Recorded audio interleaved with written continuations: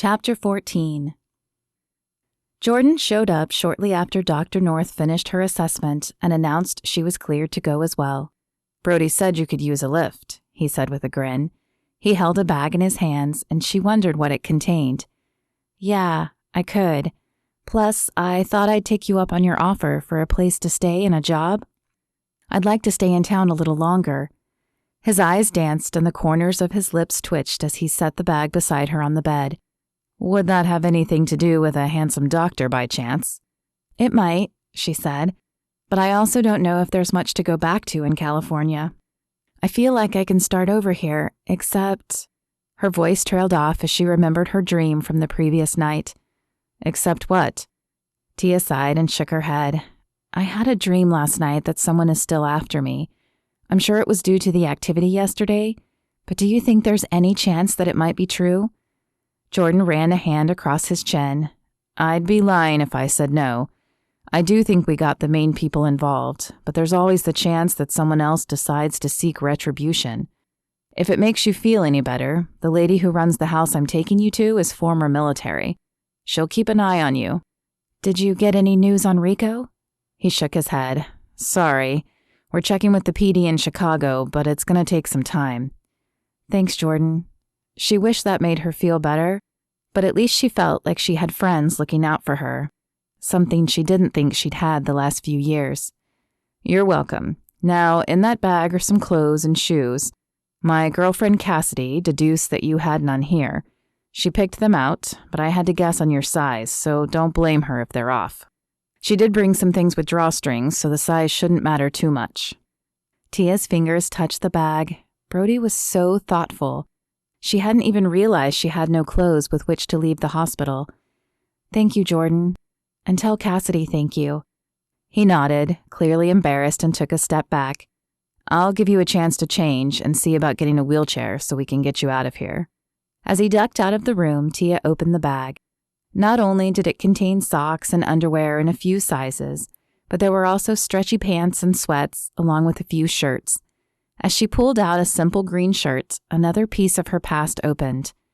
Back home, she had a large closet full of designer clothes, and she would never have been caught dead in a shirt like this, one that looked as if it came from a bargain store.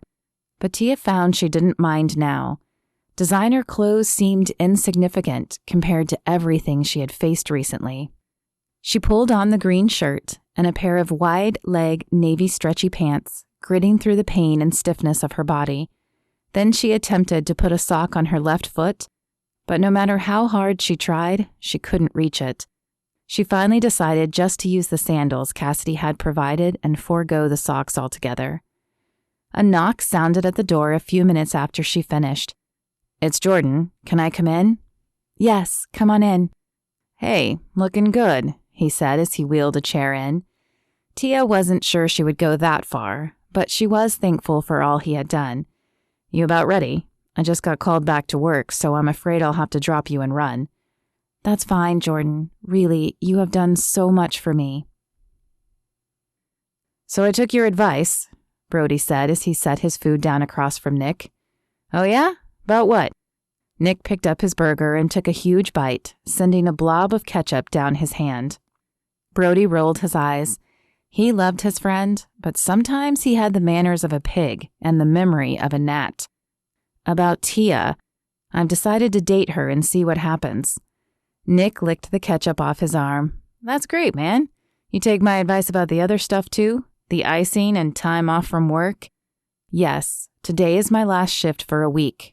I'm not sure exactly what I'll do, but I imagine helping Tia get settled will take some of that time." Brody took a bite of his own burger, making sure to hold it over the plate in case he had a similar experience with his ketchup.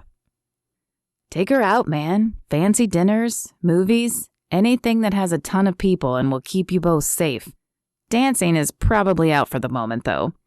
Nick chuckled at his own joke before wolfing down another large bite of hamburger. "You think?"